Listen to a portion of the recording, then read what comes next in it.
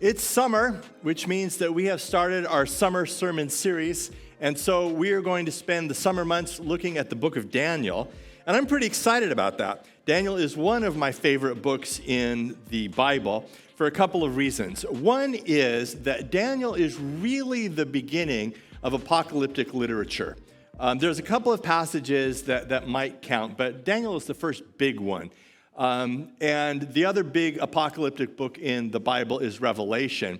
And one of the things that I like studying about Daniel is that a lot of the language that Revelation used comes out of Daniel. So if you understand Daniel, it really helps to unlock what they're talking about in the book of Revelation. So it's exciting because it's our first chance to look at apocalyptic literature, which also gives me the opportunity to point out that apocalyptic does not mean nuclear annihilation, at least in the Bible. Well, apocalyptic simply means unveiling.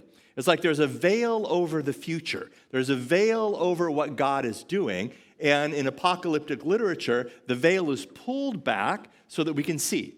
And the idea is not to scare you so that you dig a bomb shelter. The idea is to give you hope that God is in control. And that's what's so exciting about looking at apocalyptic literature and not just reading about it online. The second thing that I like about the book of Daniel is that it's incredibly applicable to today's situation. So Daniel was written somewhere between 200 and 600 BC, depending on when you want to time it. And yet a lot of the things that Daniel is dealing with are stuff that we deal with today.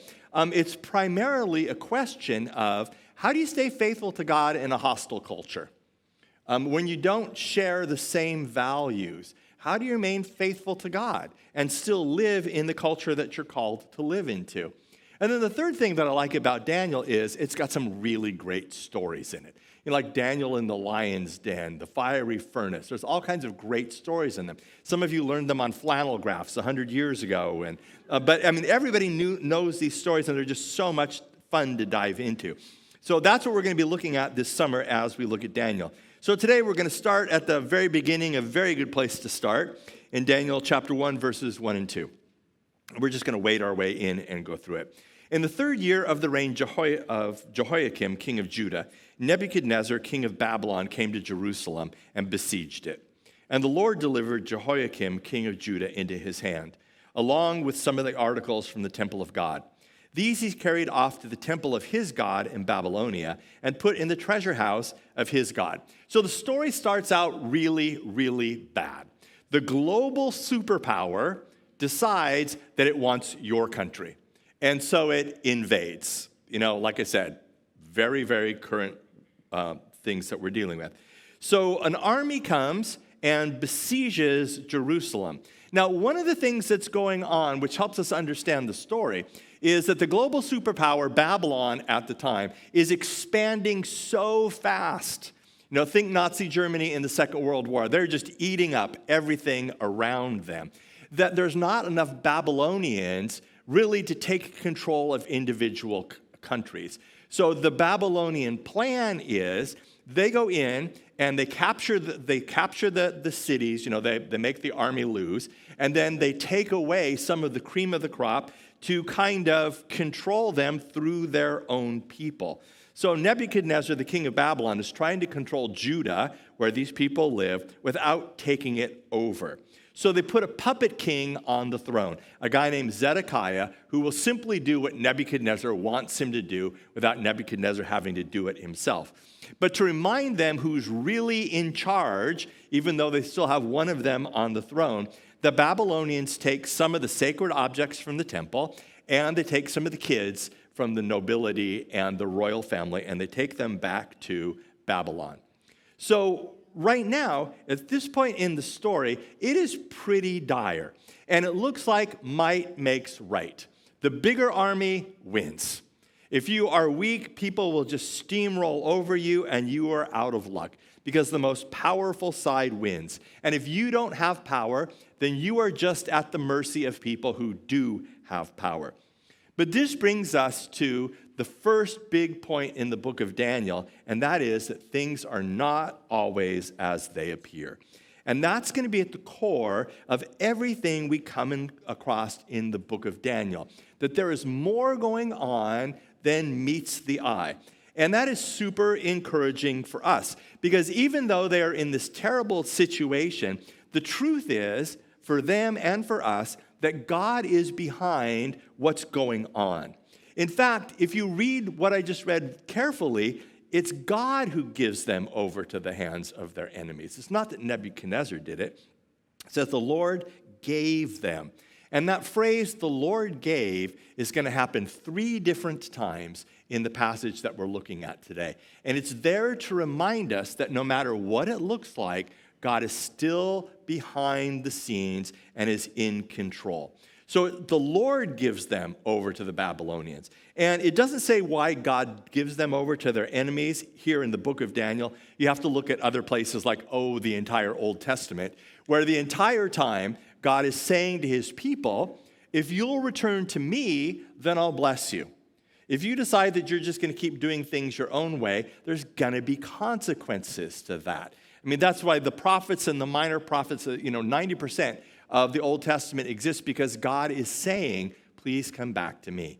If you do not come back to me, there are going to be consequences. And now they have gotten to that point where there are consequences, and the consequence's name is Nebuchadnezzar. So there's 2 points that I want to make about this. The first is that there are consequences to our actions. And sometimes that surprises us. We think that we live under this era of grace, and we think that we should be able to do what we want to do, ask God to baptize it. If it doesn't work out well, then we go to God and ask God to forgive it, and he just wipes the whole thing away, and we get to go back to where we were. It doesn't work like that. If we do something stupid, there's a consequence to our own personal stupidity. And sooner or later, we recognize that. But the really important thing is not that there are consequences, it's that God is always working redemptively. I don't think that there is a point where God looks at you and goes, if you do that dumb thing one more time, you're going to regret it. God's not like my mother sometimes when I was growing up. But I think God goes, hate that this is happening to you now, and now I'm going to rescue you from that. God is always working redemptively, and that's part of the message of the book of Daniel. And even the word Lord that Daniel chooses is really, really important. Because in the Old Testament, generally when it says the Lord, it is a way to get around saying God's name. Because God's name is so holy that Jewish people will not say it. And so instead of saying the name of God, they say the Lord. Well, that's not what's used this time. This time the word really is the Lord. And it's done on purpose because lordship emphasizes ownership, emphasizes control. And so it's one more little layer to remind us that the Lord, who is over everything, is the one who is at work in our lives, even if we don't feel like it. The other thing there that is really easy to miss is that there are 2 major conflicts going on that are going to be played out in the book of Daniel. The first is, and this is easy to miss, is the conflict between gods, between the God of Israel and the gods of Babylon. And right at the beginning, you have a verse that's really easy to miss, where it says that Nebuchadnezzar goes into the temple of God in Israel and takes some of the stuff out of it and puts it in the temples of his gods. And so what Nebuchadnezzar is basically saying is, my God wins. And so throughout this book, there is this contest between which God is winning. And even in the first chapter of the book of Daniel just keeps reminding us, it looks like the Babylonian gods are winning, but it is still our God who is on the throne, who is the Lord. And then the other conflict that happens in the book of Daniel is between human power and the power of God. It looks like round 1 went to Nebuchadnezzar because he is most powerful, but it is still God who's more powerful. God is still sovereign. Behind every politician is still God who is working to do his plan. And that really is the theme of the whole sermon series. It might not look like it, but God is in control. So there, you can skip the next 2 months. Have a good time. Because now you know where we're going. It might not look like it, but God is in control. So let's just stop for just a moment, though, and let's look at our own lives. In your life, where does it feel like God is not in control? I mean, I look at some areas of the news, and I'm like, dear God, where are you in all of this? I look around, and I see pain and suffering, sometimes very close to home, sometimes on the other side of the world. And it's like, God, when does this end? When do you, get involved in this? Maybe some of you are dealing with bullying at school, and every day is a challenge just to show up at school because this thing is going to happen again. And you're like, God, when does it stop? When do I get some relief? Maybe some of you deal with difficult people in your everyday life, and you're like, God, I keep praying and nothing seems to happen. Where in your life does it feel like God is not in control? And where is it possible that you're just missing it? That God is actually behind what's going on and is at work. And then on the other hand, are there some things going on in your life that are simply consequences for dumb stuff that you did?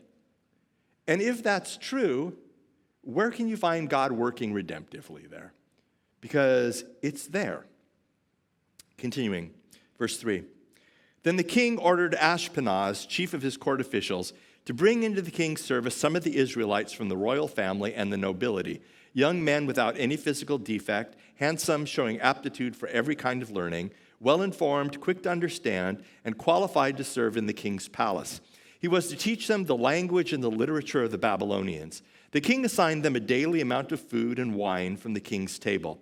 They were to be trained for 3 years, and after that they were to enter into the king's service. Among those who were chosen were some from Judah: Daniel, Hananiah, Mishael, and Azariah. The chief official gave them new names. To Daniel, the name Belteshazzar; to Hananiah, Shadrach; to Mishael, Meshach; and to Azariah, Abednego. Next point I want to kick around for a little bit is the dangers of cultural assimilation, of becoming too much like the culture that we live in. So we've been talking about Babylon and how they took the nobility to Babylon, so I thought I should show you where Babylon is. So if you look to the left of the screen, right next to where it says Mediterranean Sea and Palestine, that's where Jerusalem is. Way up and around the other side of the Syrian desert is where Babylon is. As the crow flies, a couple hundred miles. As the slave walks, more like 1,000. So it is a long ways away that these kids, basically teenagers, have been taken. So then we have this place where they're being taken into the king's palace, they're getting food, they're getting an education, and this part looks relatively harmless. It's like somebody comes to this whole gathering of teenage boys from Judah and says, hey, you captives, yeah, you handsome ripped ones over there, we're going to let you live in the palace and have a luxurious lifestyle. Well, that sounds pretty good, but there's a danger there. Because the purpose with Daniel and his friends was to immerse them in the life and the ways of Babylon. Because Babylon wanted to take these teenage Judeans and use them for their own political and propaganda purposes. So they want to take these kids and they want them to forget their families. They want them to forget their country. They want them to forget who they are, their priorities, everything they've been taught, and they want them to fully assimilate into Babylonian culture. Because the plan was that the members of the elite classes would be given this luxurious lifestyle, and they'd like Babylon.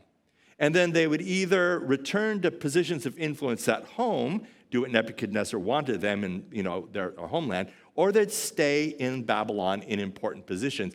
The idea was to get them to sell their own people out and be able to take them over on Babylon's behalf. The idea was to get them to the point where they would go, my life is pretty comfortable. And you know what? Babylon's not all that bad. Nebuchadnezzar isn't as bad as he seems. He's actually very charming if you get to meet him. I mean, he'll cut your head off if he doesn't like you, but other than that, he's not a bad guy. So the Babylonians want the influencers to assimilate into the culture. They want them to accommodate into their culture because they know that the rest of the people will follow them. So they're like, let's teach them our culture. Let's teach them our language. Let's get them accustomed to eating our food. Let's give them Babylonian names. Let's completely separate them from their traditions, their values, their family, their culture, everything that they've known. Let's make them Babylonians. So I'm going to spend just a minute with this changing their name thing, because it goes back to the contest between the gods. So in the Old Testament, names mean something. And anytime you see a Hebrew name that has like a Yah or an El in it, it always refers to God, the God of Israel. And so all these people have names like that, and they're going to change their names and give them names that reflect Babylonian gods instead, because your name strikes at your very identity. It's why it's irritating when people keep getting your name wrong. So they're going to change their names as a way of changing their identity. So Daniel, Daniel, there's that word, means God is my judge. So they're going to change his name from God is my judge to the Babylonian Belteshazzar, which means may a God protect his life. So you see the subtle shift there? And then the others, the Babylonian names are much, much harder to figure out, but I want to tell you what they mean just so you can see what they're trying to remove from them. So you have Hananiah. And I found this interesting. I'm just going to put this out there too. Hananiah is the same name as Ananias. There was a high priest in Jesus' time named Ananias. It's the same name. And it means God is gracious. So they change Hananiah's name. Mishael, which is the same name as Michael, means who's like God. Azariah is, and I find this really interesting. You might not, but it's my sermon. Azariah comes from the biblical word etzer, which comes up in two really important places. In the book of Genesis, when God creates Eve, he presents Eve to Adam as his etzer. This is your helper.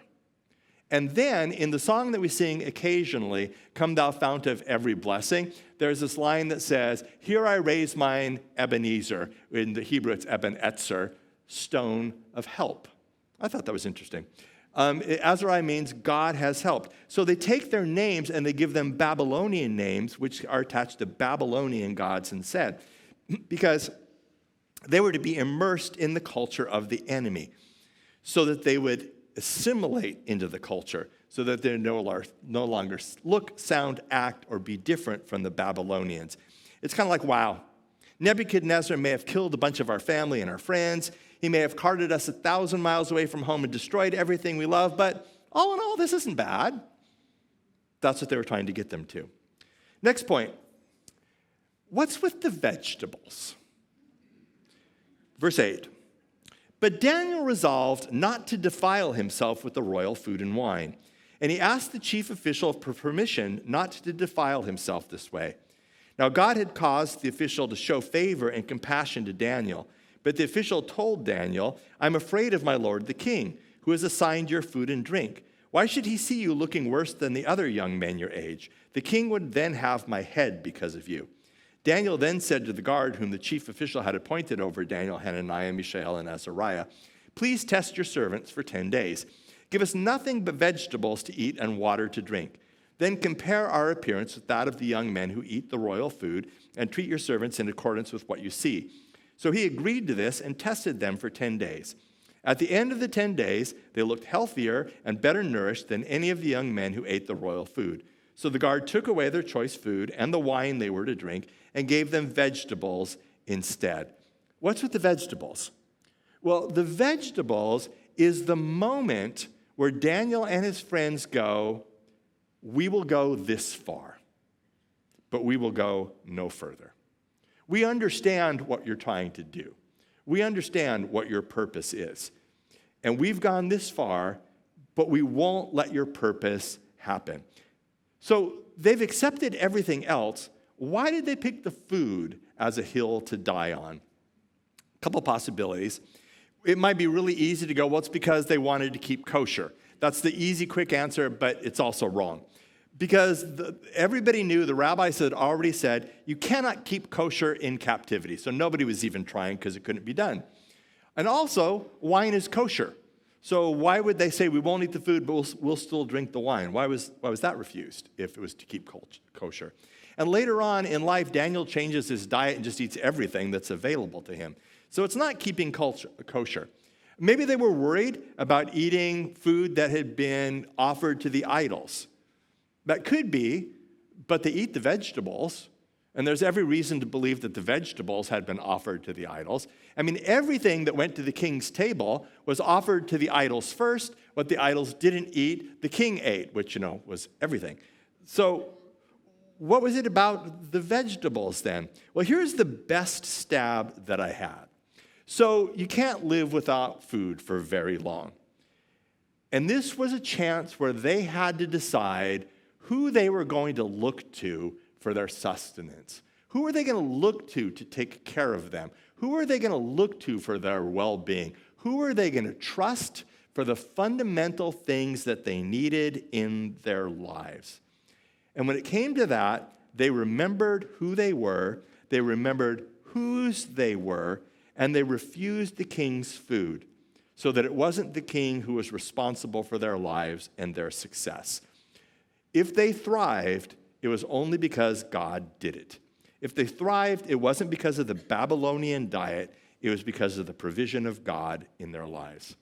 And in verse 9, it says that God did this again. God caused the official to like Daniel and grant the request. It's the same word, give. God gave them favor. So even though it looks like the Babylonians are in charge, this makes it clear again that it's God who's orchestrating things behind the scenes to take care of the good of his people. So for Daniel and his friends, the food was one culture accommodation too far. We'll go a long ways with you, but we will not trust in you for our lives. We will maintain our identities. We will not allow the culture to swallow us up. They were pretty immersed in the culture, but they knew what was too far, and they stayed away from what was too far. It's kind of the concept that Jesus talks about much later when he encourages his disciples to be in the world, but not of it. So they're living in Babylon, but they didn't want Babylon to live in them. And there's a difference. So for us, we happen to live in Gig Harbor, and that's great. But the problem comes when Gig Harbor lives in us. And kind of the other side of that is that we don't live in the kingdom of God physically yet, but the kingdom of God lives in us. And that's very, very different. So in trying to live without accommodating too far into the culture, we have to know who we are. And we have to realize what is one step too far into our culture. So the people in this story trusted God in a very difficult situation. We're called to trust God in what is generally not a difficult situation. And one of the things that I find that is kind of unique to Gig Harbor, and I'm painting with a big paintbrush, I recognize that, and I can think of exceptions to what I'm about to say, and probably you can too. But Gig Harbor, I think, struggles with living with a mentality of scarcity. We have been given so much, but we hoard, and we want more, and we don't have enough, and we want bigger, and we never have enough. It's a mentality of scarcity. And so consequently, what happens is, just as Daniel, Shadrach, Meshach, and Abednego could have just gone full in with the king of Babylon and trusted him for their provision for their lives, it's really easy for us to believe that it's our pensions, it's our 401k, it's our investments, that those are the things that will sustain us. And that, on a practical level, is true. But it may be one step too far if those are the things that we're trusting in instead of trusting in God. Probably about 10 years ago, a guy that I really, really respect a lot came into my office, had a very responsible job, and he said, I quit my job. I'm like, oh. And he's like, yeah, I don't have another job to go to. And I'm like, generally, I would not advise this, but what's going on? It's like, I just feel like God said you're done. God said you need to trust me. And so I said, okay, God. So I quit my job, and now I'm going to see what God has next. And I'm like, I admire this so much. So over the last 10 years, they've been living in a tent behind the Y, but it was just this amazing faith statement. No, I'm totally kidding. They took this step of faith, and God blessed them. Now I'm not saying go out and quit your job. Please don't. That's a really bad idea. Unless God says, quit your job. But it was a moment in his life when he was able to say, it's not my paycheck that I'm trusting in. I'm trusting in God. I love Psalm 20. Some trust in chariots, some trust in horses. We trust in the name of the Lord our God. What is one step too far? To these 4 young men, God gave, third time, God gave knowledge and understanding of all kinds of literature and learning, and Daniel could understand visions and dreams of all kinds. At the end of the time set by the king to bring them into his service, the chief official presented them to Nebuchadnezzar. The king talked with them, and he found none equal to Daniel, Hananiah, Mishael, and Azariah. So they entered the king's service. In every matter of wisdom and understanding about which the king questioned them, he found them 10 times better than all the magicians and enchanters in his whole kingdom. And Daniel remained there until the first year of King Cyrus. All the stuff that looked like things had spun out of control, God was behind it all, and God was causing it to happen, and God was working redemptively. I want to make a couple quick application points. The first is that the teaching in the book of Daniel on the sovereignty of God is probably the most important lesson. We can trust that God is at work even when we don't see it. And there is a difference, folks, between wishful thinking or pipe dreams and a hope that's grounded in reality. This is still Eastertide. It's why there's still white on the crosses. That's to remind us that the same God who raised Jesus Christ from the dead is the God who is at work within you. The hope that we have is rooted in reality, even when we can't see it at work. This is also a revelation in the book of Daniel of who God is and how he is always working on our behalf. It's a reminder that cultural assimilation will destroy our identities.